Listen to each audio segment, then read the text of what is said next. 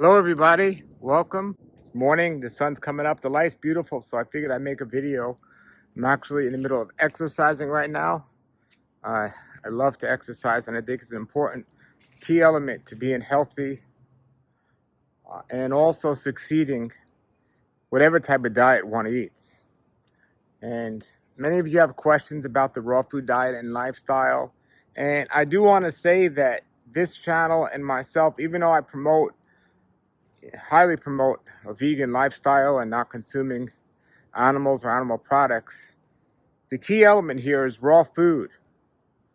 There's a tremendous difference between, as much as I'm in support of a cooked food in a diet, there's key elements of raw food that happen with energy, and it makes a tremendous difference to go to the fullest. So the vegan diet is excellent for getting rid of many of the diseases that people suffer from as a result of eating processed food. But we have to understand, cooked food is processed food. I'll say that again. Cooked food is processed food. And when you heat the food, and some foods might be beneficial in helping you get certain nutrients. In some foods, if you have certain illnesses in certain times, like if you have digestive problems or issues with your teeth, the cooked food may soften it up and it might help for certain times.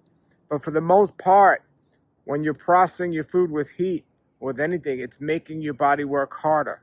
The key to the raw foods is the life is in the food, everything it needs in the food, and your body has to work less to process it. Yes, assuming we're chewing our food correctly. So if we have teeth issues that were created for whatever reason prior to going raw, and we can't chew the raw food, well, there's going to be consequences to that. But raw food is essential for the highest level of health.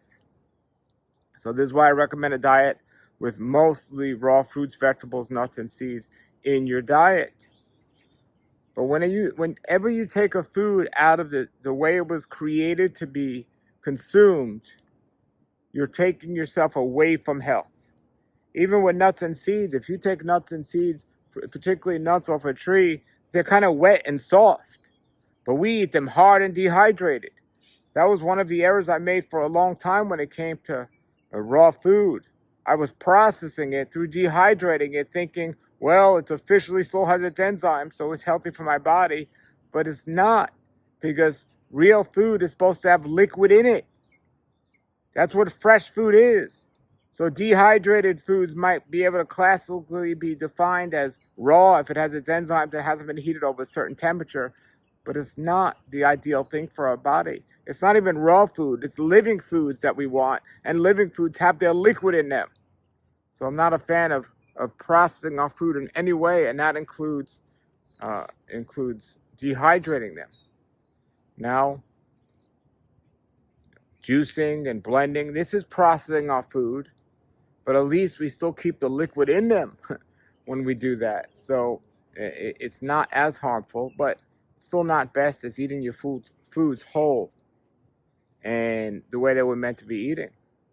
And so I do my best these days to eat my food whole. I'll still juice and blend, on occasion, but nowhere near like I used to.